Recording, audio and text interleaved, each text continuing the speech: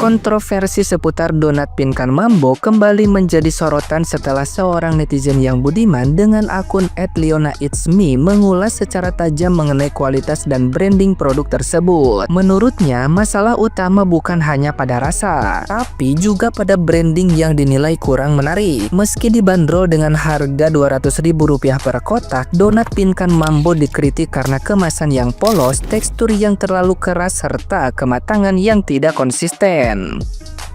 Hal ini membuat sebagian orang mempertanyakan apakah donat tersebut benar-benar memiliki nilai premium atau justru terlihat seperti donat biasa. Ia menilai harga yang tinggi seharusnya diimbangi dengan pengalaman visual dan rasa yang memadai, termasuk kemasan yang lebih estetik. Netizen yang budiman tersebut juga menyarankan agar tim Pinkan Mambo fokus pada penguatan branding melalui peningkatan tampilan kemasan dan visual donat. Misalnya dengan menambahkan topping premium serta mengusung storytelling yang menarik. Ia menekankan bahwa branding adalah kunci penting dalam bisnis kuliner, bahkan lebih berpengaruh dibandingkan sekadar rasa. Komentar ini menambah panjang daftar kritik terhadap donat Pinkan Mambo yang sebelumnya sudah ramai diperbincangkan publik akibat review dari para food vlogger. Dengan maraknya pembahasan ini, bisnis donat Pinkan Mambo kian menjadi fenomena viral yang memancing beragam pendapat dari netizen yang berbakti. Jujur ya, donatnya Pinkan Mambo tuh bukan masalah dirasa aja, tapi lebih ke brandingnya juga kacau sih. Ini tuh soal branding bisnisnya Pinkan Mambo yang jualan donat harga 200.000, tapi packaging boxnya polos, rasanya keras lah kayak odading. Ada juga yang bilang kalau bagian dalamnya tuh nggak mateng gitu guys. Kalau dari kata yang sudah pernah coba langsung ya, jujur aja gue belum pernah nyoba sih donatnya Pinkan Mambo. Permasalahannya itu adalah bikin orang tuh jadi mikir, ini tuh donat artis apa donat odading sih? Dan mungkin ada sebagian netizen yang bilang ini tuh kemahalan dan tidak worth it ya. Jadi ada ketimpangan dari segi harga, experience yang udah ngerasain, dan dari cara penyajian packagingnya dari donatnya Pinkan Mambo. Kalau aku ya misalkan jadi tim brandingnya, sebenarnya nggak masalah sih donatnya Pinkan Mambo itu tuh dijual dengan harga 200.000, tapi minimal dari segi packagingnya tuh lebih ditingkatkan visualnya. Mungkin dari donatnya juga visualnya lebih ditingkatin pakai topping apa kayak biskof atau mungkin tambahan-tambahan tertentu, terus mungkin dijual juga dengan cara storytelling yang lebih bagus gitu. Dan menurut gua branding tuh kunci dalam bisnis, bukan cuma sekedar topping aja. Buat kalian yang setuju boleh komen di video gue ya guys. Nah, gimana nih menurut netizen yang terhormat? Silahkan berkomentar ya. Pinkan Mambo, kalau nyebut nama ini yang dalam otakku tuh langsung penyanyi, mantan vokalisnya Ratu, suaranya unik, gayanya eksentrik, dan kontroversi akhir-akhir ini di TikTok ya, sering banget kontroversi. Itu kalau nyebutin nama Pinkan Mambo. Yang kedua, kalau menyebut donat, dalam otakku langsung kalau pengen yang rasanya itu berat, yang teksturnya berat, aku belinya daging donat, yang kalau makan satu aja udah kenyang gitu ya. Tapi kalau pengen yang lebih ringan, itu aku maunya Jeko. Menurutku itu lebih ringan. Nah, sekarang kalau dalam otakku ditanya lagi, Pinkan Mambo jualan donat atau bikin donat, yang diharapkan apa? Kalau menurutku, kalau aku sih bukan tukang review makanan ya, cuman aku selalu yakin soal rasa itu kan soal selera ya. Dan kalau misalnya seorang Pinkan Mambo jualan donat atau bikin donat, ya pasti donatnya ya nggak jauh-jauh dari seorang Pinkan Mambo. Pasti itu suatu donat ya juga kontroversi, yang nggak biasa, yang unik, yang kayak gitu kan. Ya kan jelas, masak sopo, yang bikin siapa. Jadi ekspektasinya memang seperti apa, maunya seperti apa, ya kan. Kenapa harus rame gitu ya. Terus apalagi kan dia juga sudah berdoa, berharap semoga dalam bulan ini bisa memiliki 100 outlet. Ya amin, itu kan suatu doa yang baik. Semua orang itu kan boleh-boleh aja untuk buka usaha seperti itu, dia jualan apapun itu. Jadi kalau aku sih ya itu tadi, seorang Pinkan Mambo jualan donat, walaupun aku belum beli dan aku bukan fansnya gitu ya, ya pasti donat yang ala Pinkan Mambo ya nggak? Pingkan Mambo itu lumayan rame ya, jadinya tuh gue kayak pengen banget nih ikutan nyobain gimana sih rasanya sesungguhnya donatnya Pingkan Mambo ya. Jadi akhirnya gue suruh tim gue untuk mau pesen nih ceritanya. Ya udah akhirnya tim gue mau pesen nih, udah ngechat. Jadinya tuh lama banget guys. Kalau pesan kemarin itu estimasi jadinya tuh tanggal 25, paling cepat itu tanggal 24 sore ya. Tapi ada juga jalur fast track. Nah, jalur fast track ini kalau mau langsung dibikin dan jadinya itu jam 4 sore itu bayar 2 juta. Kalau jadinya jam 7 malam itu bayar 1 juta. Menarik ya. Cuman karena gua ini kaum mendang-mending, bukan kaum sultan amat, jadi gue agak-agak nggak ikhlas untuk bayar 2 juta atau 1 juta untuk donat doang ya, untuk FOMO-in donat doang. Jadinya akhirnya gue memutuskan untuk tidak jadi membeli donatnya Pingkan, karena pertama harus nunggu lama, kalau memang mau cepet harus bayar 2 juta atau 1 juta.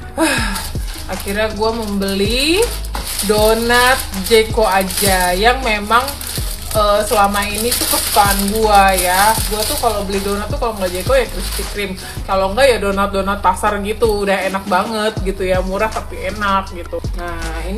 Nah ini donat Jeko guys ya, tuh donat Jeko ini gue beli 1 lusin dan dia itu lagi promo sama ini itu 155.000 ya. Ini yang ukuran medium nih, aduh nih. Ini yang ukuran ini dapat 1 lusin juga, sama yang gede ini satu lusin juga gitu.